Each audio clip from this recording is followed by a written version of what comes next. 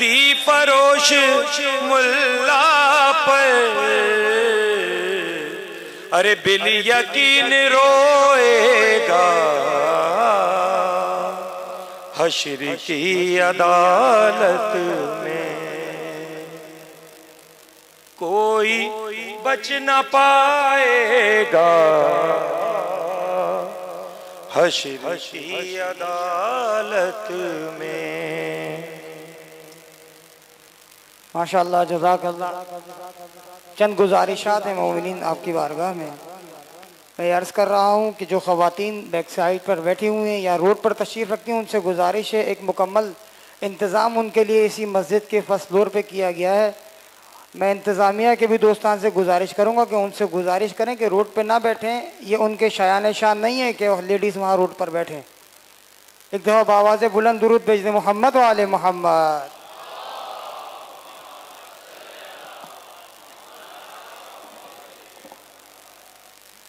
خوب، علامہ صاحب آپ کے درمیان موجود ہیں۔ اب میں بلا توقف گزارش کروں گا، دعوت خطاب دوں گا حجت الاسلام والمسلمین علامہ عارف حسین کاظمی صاحب کو کہ وہ ممبر پر تشریف لائیں اور مومنین سے خطاب فرمائیں۔ اپنی صحت و سلامتی کے لیے، اسلام کی کامیابی کے لیے اور دین اسلام کی موقفیت کے لیے بآواز بلند درود بھیج دیں محمد و آل محمد۔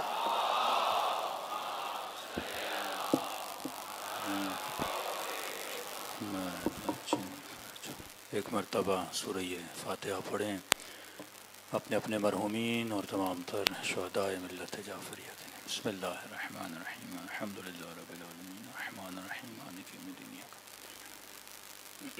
الصراط المستقیم، الصراط بسم اللہ الرحمن الرحیم۔ ربنا تقبل منا انک انت السمیع العلیم۔ صلوات پڑھیں محمد و آل محمد۔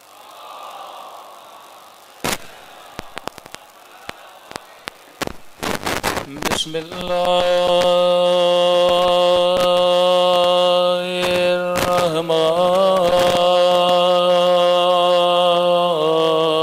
الرحمن الرحیم، الحمدللہ رب العالمین، الحمدللہ کما هو اہلہ، الصلاۃ والسلام علی سید المرسلین وخاتم نبیین ابی القاسم محمد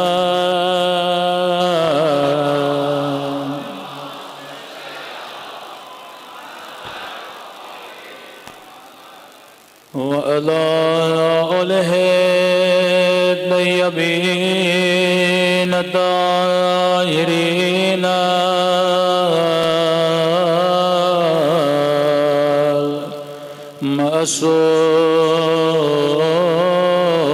معصومین۔ شمل کے دعا امام زمان۔ اللہم کل ولیک حجت ابن الحسن صلواتک علیہ وعلی آبائه فی هذه الساعة وفي كل وليا وافدا وقائدا ودليلا وأنا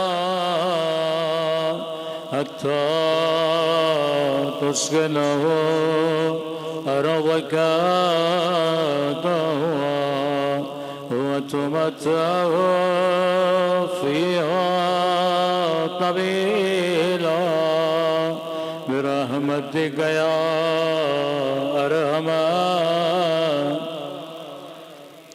صلوات پڑھیں اللہ علیہ وسلم.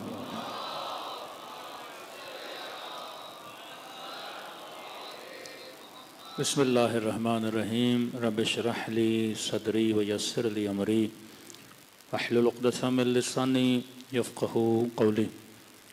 بسم اللہ الرحمن الرحیم. والعصر ان الانسان لفی خسر الا الذین آمنوا وعملوا الصالحات. صلوات پڑھیں محمد و آل محمد.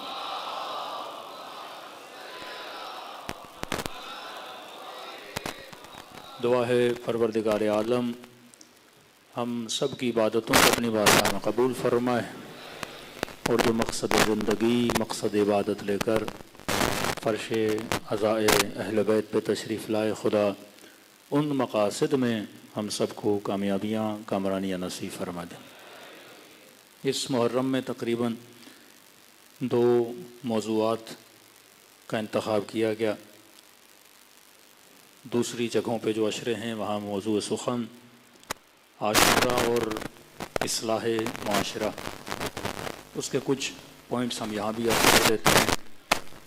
یہاں کا جو موضوع انتخاب کیا وہی درگاہ IRC کا تسلسل ہے کہ دا سیکرٹ نیٹ ورک آف اہل البیت علیہ الصلوۃ والسلام کہ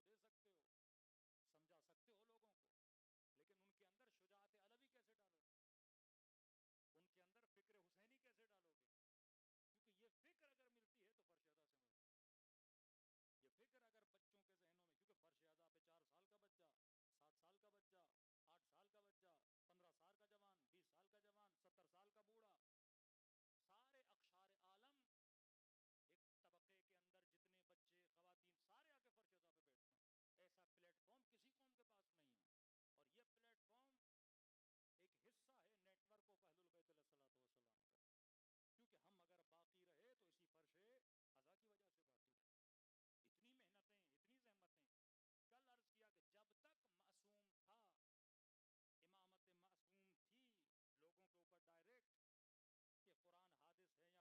ہے، جب یہ مسئلہ مامون کے زمانے میں پیش آیا تو ہمارے تینوں اماموں نے سختی سے شیعوں کو منع کیا کہ اس مسئلے کے دونوں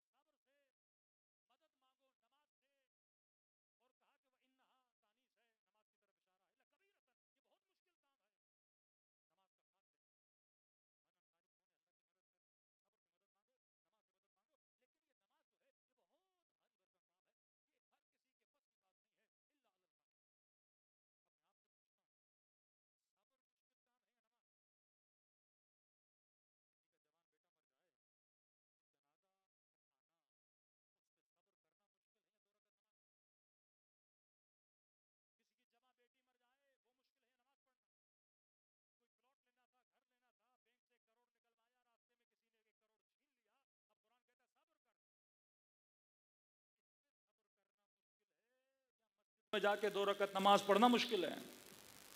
قرآن کہتا نہیں، نماز پڑھنا مشکل ہے.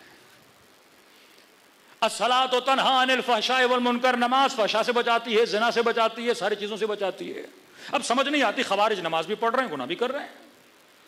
داعشیوں سے بڑا کوئی نمازی نہیں. جہاد النکاح بھی ہے، لواط بھی ہے، 1000 قسم کی بدکاریاں ان کے وجود کے ہیں، قتل بھی ہے، غارت بھی ہے، فساد بھی ہے، نماز بھی پڑھ رہے ہیں. یہ کون سی نماز ہے جو فحشاء سے بچاتی ہے؟ یہ کس نماز کی بات؟ انہا لکبیرۃ الا علی الخاشعین. صبر کرنا مشکل، لیکن قرآن کہے کہ نماز پڑھنا نہیں میرے عزیز. کیا ہے یہ قیام؟ بقرہ قرآن کا پہلا سورہ. یہ نہیں کہا واسجدوا مع الساجدین. نماز کا بہترین رکن کیا ہے؟ سجدہ. معصوم فرماتے ہیں جب بندہ سجدے میں جاتا ہے تو اللہ کے سب سے زیادہ قریب ہوتا ہے. یہ نہیں کہا کہ نمازیوں کے ساتھ مل جاؤ، سجدے کرنے والوں کے ساتھ مل جاؤ، قیام کرنے والوں کے نہیں. رکوع کی کیا ویلیو ہے کیا رکوع؟ کہ وَارْكَعُوا مَعَ الرَّاكِعِينَ. قرآن کا پہلا سورہ بقرہ. بعض روایات میں آخری سورہ یا آخری سورہ سے 1-2 سورہ پہلے ہے سورہ مائدہ.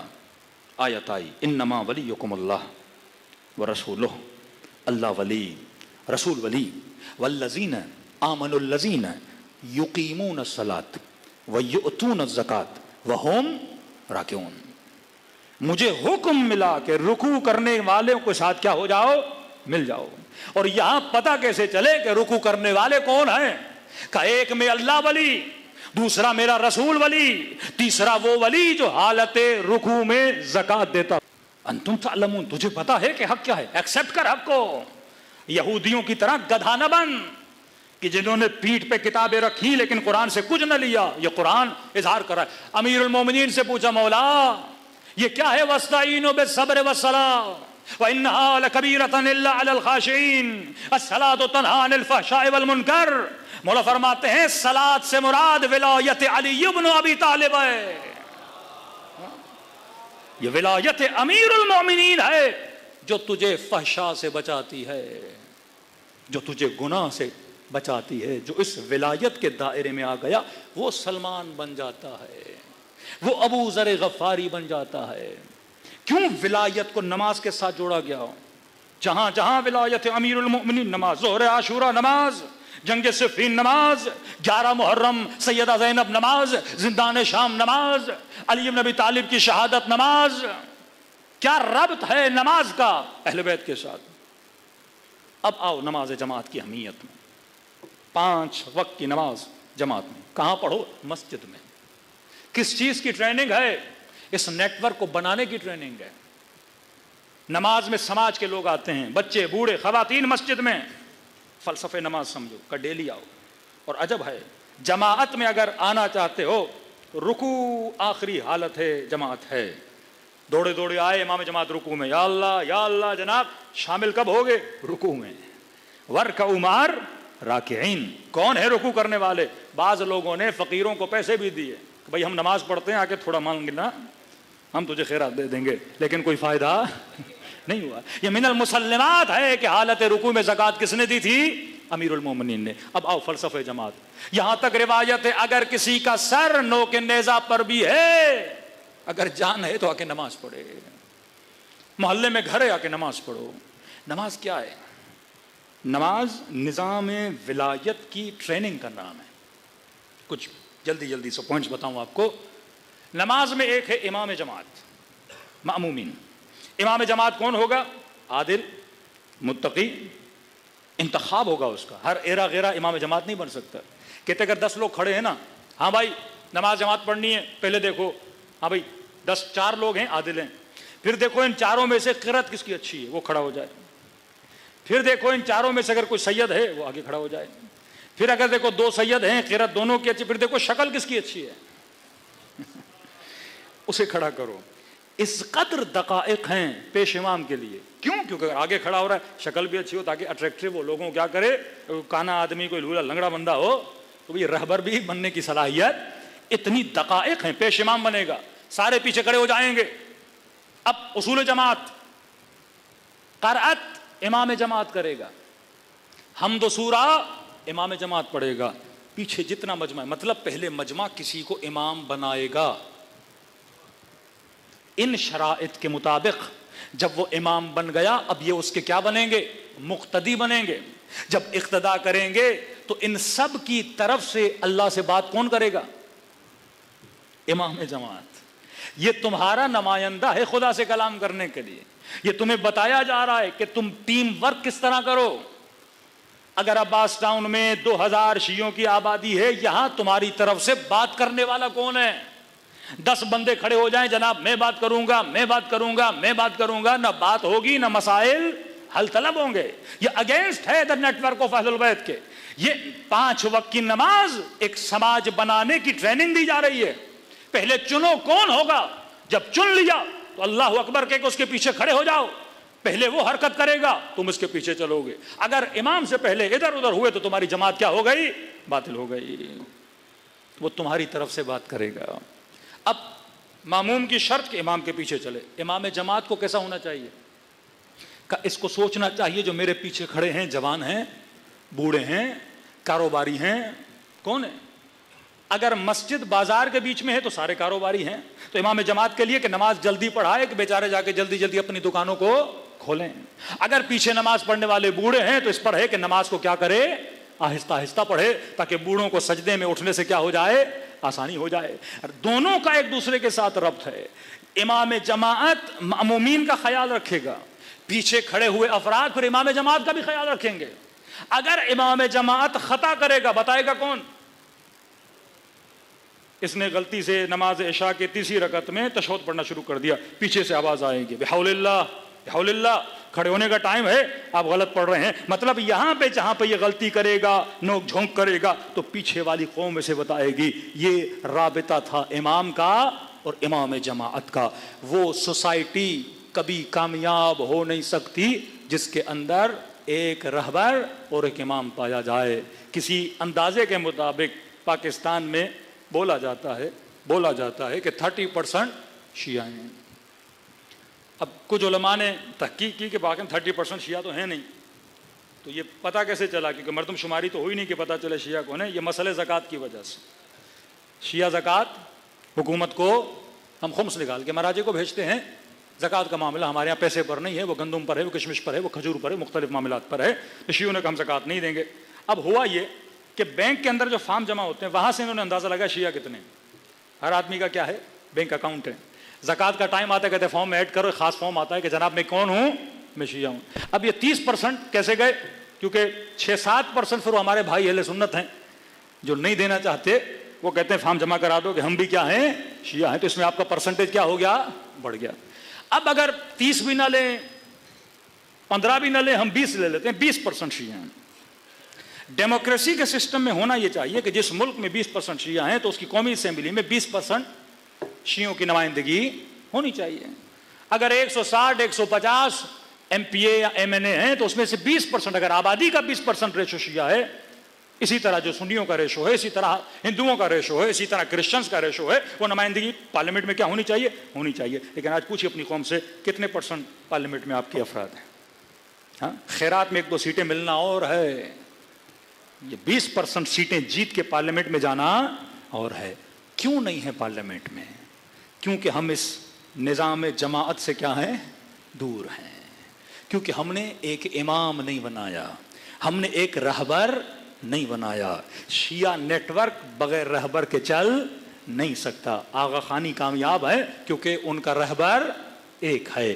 جن قوموں کا رہبر ایک ہوتا ہے وہ قومیں کامیاب ہو جاتی ہیں. آج ایران کی کامیابیاں تھوڑی بہت دشمن کے سامنے آپ کو نظر آ رہی ہیں، اس کی وجہ صرف یہ کہ اس قوم نے ایک بندے کو اپنا رہبر بنایا ہے. جس دن یہ رہبریت چلی گئی، اتنا زور کہ ٹرمپ بھی ٹویٹ کر رہا ہے کہ ہمیں جگہ کا پتہ ہے، ہم اٹیک کر سکتے ہیں. نیتن یاہو بھی بول رہا ہے ہمیں جگہ کا پتہ ہے، ہم اٹیک کر سکتے ہیں. اتنا زور کیوں ہے کہ رہبر کو مارا جائے؟ ان کو پتہ ہے اگر شیعہ معاشرے سے رہبریت چلی گئی پھر شیعہ کتنی بھی تعداد میں ان کا کوئی فائدہ نہیں ہے. آذربائیجان more than 85% شیعہ ہے، لیکن وہاں کی نسلوں کا حال دیکھیے. شراب بھی ہے، اوریانی بھی ہے، فحاشی بھی ہے، سیم اسی طرح ہیں جس طرح ترکی کے مسلمان ہیں. کلمہ کسی کو نہیں آتا، 12 اماموں کے نام کسی کو نہیں آتے، معصومین کی تعلیمات نہیں ہے، کیونکہ وہ جماعت سے بھی دور ہیں، وہ مسجد سے بھی دور ہیں، اور انہوں نے اپنے معاشرے میں ایک مذہبی لیڈرشپ کو قائم نہیں کیا۔ اسی پاکستان میں بلتستان چلے جائیے، وہاں کے شیعہ کیوں مضبوط ہیں؟ یا کسی عالم پہ FIR کٹے، اگلے دن اس کو جیل میں ڈال دیا جاتا ہے کسی مذہبی جھوٹے موٹے کیسز میں، لیکن وہاں FIR بھی کٹی، بڑا زور بھی لگایا، کسی کی جرأت نہیں ہوئی وہاں کے عالم کو جیل میں ڈالے، کیونکہ وہاں پہ رہبریت کیا ہے؟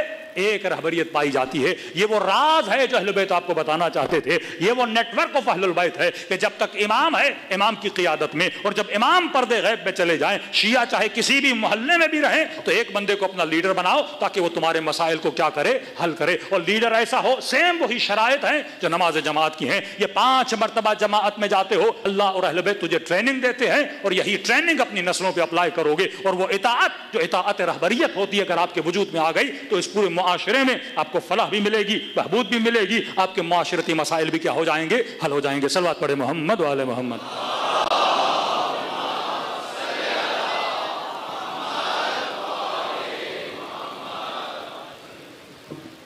دیگر صلوات پڑھے محمد وآل محمد۔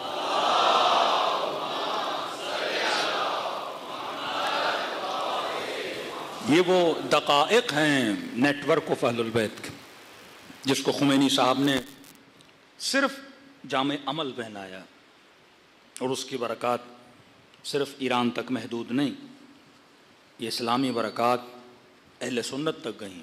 اس انقلاب نے فلسطینیوں کی مدد کی، اس انقلاب نے ٹیونس کے لوگوں کی مدد کی، اس انقلاب نے افریقہ میں، اس انقلاب نے سربیا میں مسلمانوں کی مدد کی، مظلوموں کی آواز کو بلند کیا۔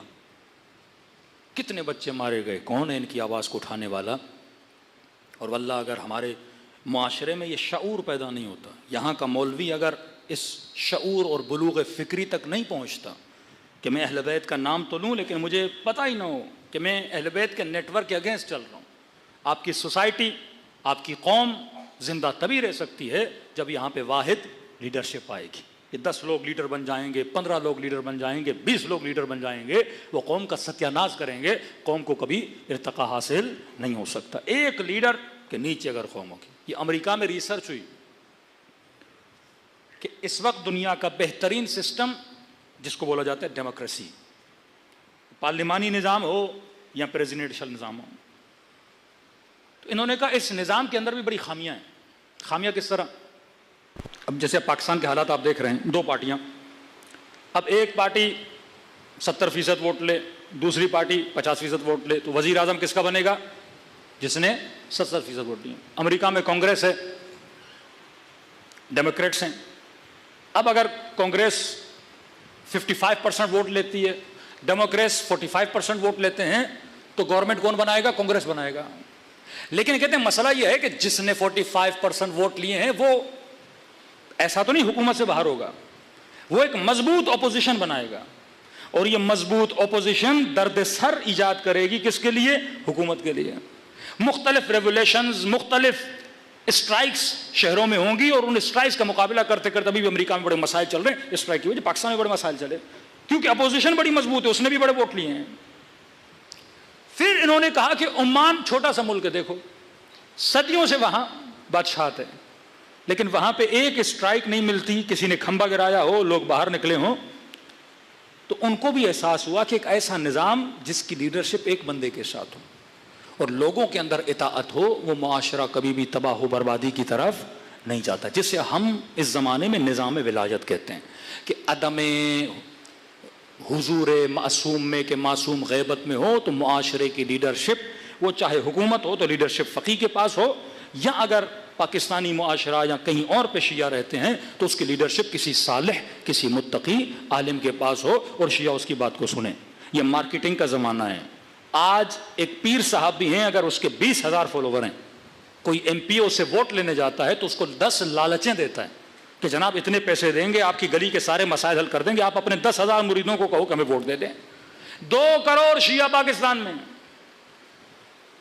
ایک سیاسی پارٹی آپ کے لیڈر کے پاس نہیں جاتی کہ جناب آپ کے پاس 2 کروڑ، وہ کہ 1 کروڑ ووٹ لے لیں۔ کسی لیڈر کے پاس 1 کروڑ ووٹ بینک ہو، کوئی بھی سیاسی پارٹی آپ کو 10 وزارتیں دینے کے لیے تیار ہو جائے گی کہ آپ اپنا ووٹ بینک کسے دو، مجھے دو.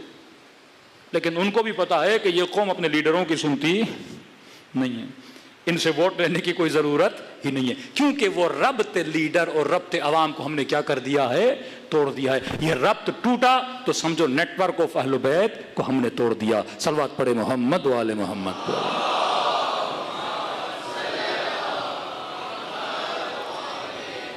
چھوٹا سا پارا چنار، 8 لاکھ کی آبادی، زیادتی اتنی کہ بسوں سے اتار کے مارا جاتا ہے. مہینوں گزر جاتے ہیں، ان لوگوں تک کھانا نہیں پہنچتا، دوائی نہیں پہنچتی، اور ہم کہیں کہ پاکستان میں 1 کروڑ شیعہ ہیں. اپنے بھائیوں کے لیے رستہ نہ کھلوا سکیں. کیوں؟ کیونکہ ہم اس نیٹ ورک سے دور ہیں. 2 کروڑ دو کیا 10 کروڑ بھی بن جاؤ گے، لیکن اس نظام اہل بیت پہ اگر نہیں چلو گے، لیڈرشپ، رہبریت، یونائٹڈ انسجام، جس طرح مسجد میں جا کے جماعت 2 امام نہیں پڑھا سکتے، 1 پیش امام کھڑا ہوتا ہے، وہ بولے گا تمہاری طرف سے لوگ حکومتوں سے مذاکرات کرنے کے لیے، وہ بولے گا. جماعت میں تم بولنا شروع کر دو گے تو جماعت کیا ہو جاتی ہے، باطل ہو جاتی ہے. یہ وہ نیٹ ورک تھا جس کو اہل بیت مضبوط. ٹریننگ شروع ہوئی غیبت صغریٰ میں، پہلا نائب بنایا کہ جو یہ کہے، وہ چلا گیا دوسرا نائب، وہ چلا گیا تیسرا نائب، وہ چلا گیا چوتھا نائب، پھر غیبت کبریٰ آ گئی، پھر نظام اصولی، پھر مراجع. آغا شیرازی بزرگ، برٹن کی بڑی بڑی کمپنیاں ایران سے نکل گئیں ان کے ایک فتوے کی وجہ سے. یہ پاور آف تشیع تھا، یہ نیٹ ورک آف اہل البیت تھا. میرے عزیز، نسلیں اگر اس نیٹ ورک کو نہیں سمجھیں گی تو واللہ پھر ان مجلسوں کا کوئی فائدہ نہیں ہے. مجلس کا فائدہ ہے ہمیں خط ولایت پہ چلایا جائے. سب سے بڑا کربلا کا شہید عباس علمدار. السلام علی عبد الصالح المطیع للہ ولامر مولاہ. میرا سلام ہو اس بندے صالح پر، عبد صالح پر. پہلے عبد بنو، پھر صالح بنو، پھر مطیع بنو اپنے مولا کے، لامر مولا. آج ہم نے امر اہل بیت کو زندہ کرنا ہے. معصوم کے فرمان ہے اللہ رحمت کرے اس بندے پر جس نے ہمارے امور کو کیا کیا، زندہ کیا. یہ جوان چھوٹی ٹیم بناؤ، پہلے صالح بنو، متقی بنو، پرہیزگار بنو. اے خاتون، اپنے حجاب کا خیال کرو، یہ شاعر اللہ ہے. 4 بال چھپانے میں کیا جاتا ہے، اپنے بدن کو صحیح کور کرنے میں کیا جاتا ہے. غلط دوستیوں میں، غلط تعلقات میں جا کے کیوں اپنی دنیا اور آخرت کو تباہ و برباد کر رہے ہو. اچھا گھر بناؤ، اچھی فیملی بناؤ، صالح نسلیں بناؤ تاکہ یہ مددگار بنے امام زمانہ کے لیے. صلوات پڑھے محمد وآل محمد.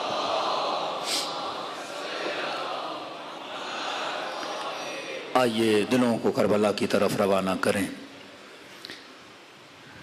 کربلا، کربلا کس طرح آپ کو جوڑا امام حسین نے، ہاں کہاں کہاں سے اٹھا اٹھا کے اپنے فرش پہ جمع کیا. ایک رنگ میں ڈھالا آپ کو، کالا لباس، ایک رنگ. یہ سارے دقائق و ظرائف ہیں. سمندر کے اندر جاؤ گے، چھوٹی چھوٹی مچھلیاں ہوتی ہیں. یہ مچھلیاں بڑے بڑے ویلز، بڑی مگر مچھلیوں کا مقابلہ کرنے کے لیے آپس میں جڑ جاتی ہیں. نیشنل جغرافیہ پہ دیکھو گے، چھوٹی چھوٹی چھوٹی مچھلیاں ایک بہت بڑی مچھلی کا شیپ بناتی ہیں اور پورے دریا میں ایک ساتھ تیرتی ہیں. جب یہ ساتھ تیرتی ہیں تو بڑی بڑی مچھلیاں ان پہ اٹیک کرنے سے ڈرتی ہیں. اپنے بچوں کو دکھاؤ، آسمانوں میں کبھی یہ مہاجر پرندے آتے ہیں، ہاں چھوٹے پرندے لیکن ایک ساتھ پرواز کرتے ہیں. ایک ساتھ کیوں رہتے ہیں؟ تاکہ دشمن ان پہ حملہ نہ کر سکے. محرم میں آپ کا پاور کیوں نظر آتا ہے؟ 10 دن میں انتظامیہ ہو، وہ پولیس ہو، ہر بندہ آپ کی بات کو مانتا ہے. روٹ کیا بنانا ہے، کس طرح کرنا ہے، پورا کوپریٹ کرتے ہیں آپ کے ساتھ. 10 دن گزرنے کے بعد کوئی آپ کو پوچھتا بھی نہیں ہے. ان کو پتا ہے 10 دن یہ بڑے منظم ہیں. عاشورہ کا جلوس 5 لاکھ یا 10 لاکھ، ایک منظم جلوس ہے، ہر بندہ گھبرا جاتا ہے. آپ کے انسجام کو کوئی قوم نہیں ہے جس کے اندر اتنا انسجام ہو پوری دنیا میں. آسٹریلیا کا جلوس، انگلینڈ کا جلوس، جرمنی کا جلوس، ہالینڈ کا سب سے بڑا جلوس. اس طرح سے یہ شیعہ نے، یہ کس نے آپ کو جوڑا ہوا ہے؟ یہ نام ابا عبداللہ الحسین نے جوڑا ہوا ہے. اگر جوڑا ہے تو دلوں کو بھی ایک دوسرے کے ساتھ جوڑو، وہ تعلیمات اہل بیت بھی اپنے خاندانوں میں اور گھروں میں لاؤ تاکہ ہماری زندگی دنیا میں بابرکت بنے، آخرت میں بابرکت۔ فرمایا گنہگار ہو، خطاکار ہو، ہم سب جائز الخطا ہیں، کسی نے صغیرہ کسی نے کبیرہ۔ فرمایا مجلس حسین ایک حمام ہے، حمام ہے، یہاں آؤ، اپنے وجود کی غلاظتوں کو دھو کر حر بن کے اس مجلس سے باہر جاؤ، اور اس دھونے کے لیے غم حسین کے آنسوؤں کی ضرورت ہے۔ فرمایا خدا اس حرارت کو کبھی بجھنے نہیں دیتا، دل بڑی آسانی سے رو پڑتا ہے اگر اس کو امام حسین کے ساتھ ملایا جائے۔ فرمایا ایسے میرے بابا کو سلام کرو جیسے ننھی سی سکینہ نے سلام کیا تھا، جیسے زینب کبریٰ نے سلام کیا تھا۔ فرمایا 1000 زخموں سے زیادہ میرے بابا کے بدن پہ زخم تھے، چوتھے امام تھے۔ مومن نے سنا بعض روایات میں 700 زخموں سے زیادہ، کہتا میں گھر گیا اپنے انگلی سے گننا شروع کیا، پورے بدن پہ انگلیاں لگا کے گنا، پوری رات نیند نہیں آئی، صبح امام کی خدمت میں گیا، میں نے کہا مولا پورے بدن پہ گنا ہے، بدن پہ اتنی جگہ نہیں کہ 1000 سے زیادہ زخم آئے، بدن چھوٹا ہے۔ چوتھے امام نے فرمایا سچ کہہ رہے ہو، بدن پہ جگہ نہیں، لیکن میرے بابا کے بدن پہ تھے۔ کہ مولا جب جگہ نہیں تو کس طرح تھے؟ فرمایا ربحن علی ربح، ایک زخم پہ دوسرا زخم تھا، جہاں کسی نے پتھر مارا اسی زخم پہ دوسرے لائی نے تلوار ماری، اسی زخم پہ تیسرے نے نیزہ مارا۔ فرمایا میرے بابا کے بدن پہ 1000 زخموں سے زیادہ زخم تھے۔ آیا جس غریب کربلا کو سلام کرے اور کہے خدایا تجھے حسین کے بدن کے زخموں کا واسطہ ہمارے بدن کے گناہوں کو معاف فرما۔ السلام علی الحسین وعلی علی ابن الحسین وعلی اولاد وعلی اصحاب الحسین۔ السلام علی حسین کی صدا بلند وعلی علی ابن الحسین وعلی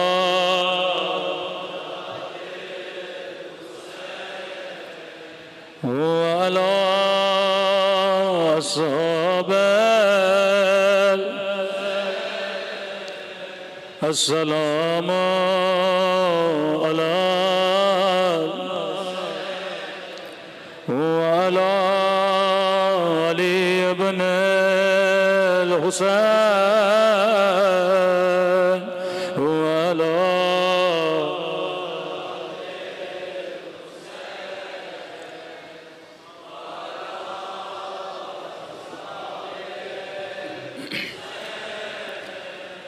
میرا سلام ہو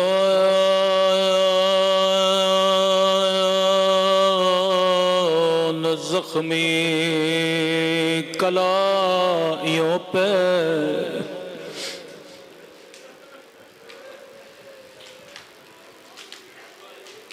اگر رب کی دربار میں کوئی گنہگار ہاتھ اٹھاتے ہوئے شرمائے کہ خدا تجھ سے مانگوں تو کیسے مانگوں، میں بڑا خطا کار ہوں، تو خدا کو ان زخمی کلائیوں کا واسطہ دیا کرو۔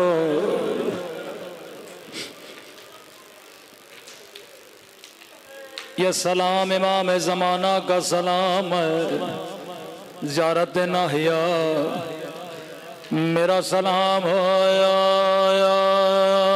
ان زخمی کلائیوں پہ جنہیں رسیوں سے باندھا گیا تھا، اللہ جانے یہ کس کی کلائیاں ہیں۔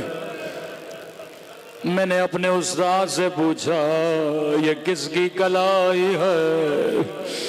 کہنے لگے یہ زینب کبریٰ کی کلائیاں ہے، جسے امام زمانہ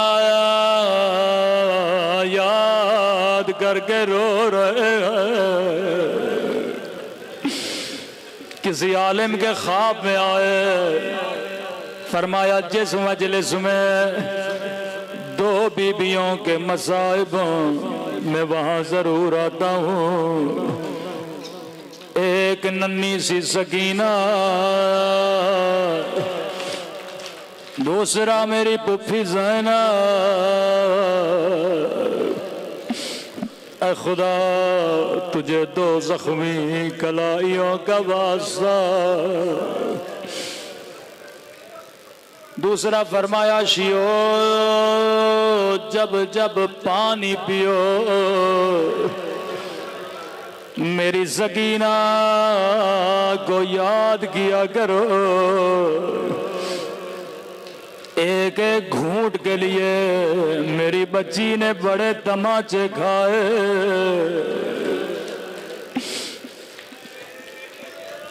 بڑی مظلوم بیویاں ہیں۔ سیدہ سکینہ کے مصائب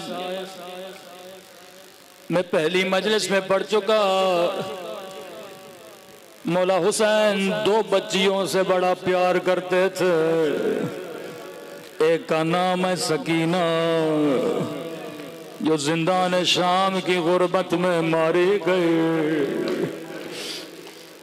پہلے ہم شیعہ منبر سے پڑھتے تھے ایک قبر مدینے میں ہے جس پہ کوئی رونے والا نہیں،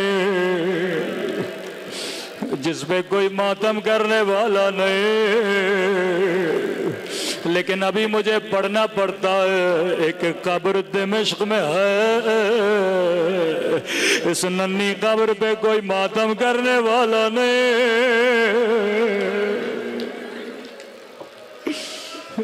اس ننھی سی قبر پہ اس وقت کوئی رونے والا نہیں۔ لیکن آئیے خدا کو آج ایک اور ننھی سی بچی کا واسطہ دے۔ اے خدا تجھے ایک بیمار بچی کا واسطہ جو مدینے میں بابا بابا کر کے رو رہی ہے، جو اکبر علی اکبر کر کے رو رہی ہے۔ سکینہ خوش قسمت عباس اکبر کے ساتھ بابا کے ساتھ، لیکن ایک بچی مدینے میں بیٹھ کے آج کے دن بڑا گریہ کر رہی ہے۔ اے خدا تجھے بیمار زہرا کا واسطہ،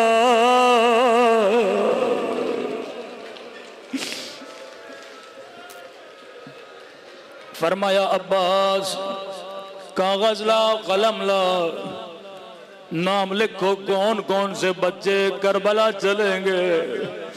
نام لکھتے گئے، جب صغرا کا نام آیا فرمایا عباس میری بچی بیمار ہے، صغرا کربلا نہیں چلے گے، بیبیوں کو کہو گھر کی چابیاں صغرا کو دے، میری بچی کو چارپائی پہ بٹھا کے صحن میں رکھو، ہر بیوی کو کہو خدا غافل کرے، چارپائی پہ لا کے صحن میں بٹھایا گیا۔ ایک ایک بیوی آتی تھی، گھر کی چابیاں دیتے تھے، سینے سے لگا کے کہتی تھی خدا حافظ صغرا۔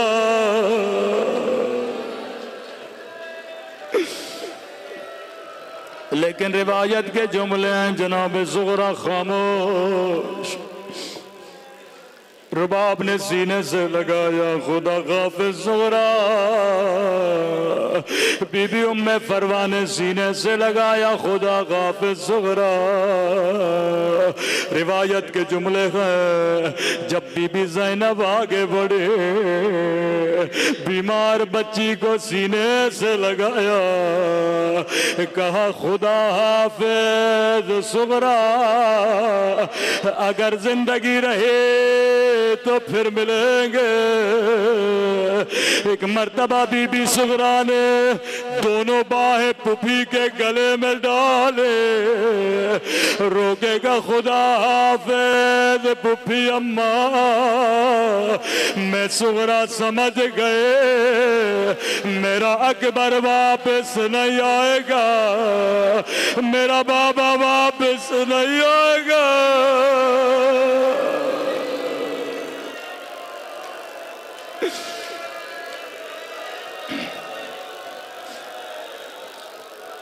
بی بی زینب نے بڑا گریہ کیا. تھوڑی آواز بڑھا دیں. ساری بیویوں کو کہا ذرا دور چلے جاؤ. زغرا کو سینے سے لگایا کہ زغرا اس بات کا علم میرے علاوہ حسین کے علاوہ کسی کو نہیں ہے. تجھے کیسے پتا چلا بابا واپس نہیں آئے گا اکبر واپس نہیں آئے گا. رو کر عرض کیا پھوپھی اماں میں بیمار ہوں مجھے راتوں کو نیند نہیں آتی. آدھی رات کا وقت تھا آسمان سے ایک نوری ہماری اترے اسے کالے برقعے میں بی باہر آئے خاک کو سر پہ ڈالنے لگے فریاد کرنے لگی میرے لال حسین تیری ماں زہرا تجھے کہاں روئے گے کربلا میں روئے گی یا شام کی بازار. پھوپھی اماں میں سمجھ گئے میرا بابا واپس نہیں آئے گا. بی بی زینب کو بڑا پیار آیا. امام حسین کی خدمت میں گئی بھیا حسین اگر زغرا کے نہ چلنے کی وجہ اس کی بیماری ہے میں زینب وعدہ کرتی ہوں خیال رکھوں گی اپنے ہاتھوں سے کھانا کھلاؤں گے. فرمایا بہن زینب میرا بھی دل ہے زغرا کو لے کر چلوں لیکن بہن زینب میری مجبوری سمجھو جتنے بچے چل رہے ہیں کسی کی شکل بابا علی سے ملتی ہے کسی کی شکل حسن سے ملتی ہے کسی کی شکل نانا رسول سے ملتی ہے. بہن زینب میرے جانے کے بعد تیرے ہاتھوں میں رسیاں تجھے بازاروں میں پھرایا جائے گا تجھے شرابی کے دربار میں. بہن زینب میری زغرا کی شکل اماں زہرا سے ملتی ہے میں حسین کیسے برداشت کروں میری اماں کی شبیہ بازاروں میں شرابی کے دربار میں.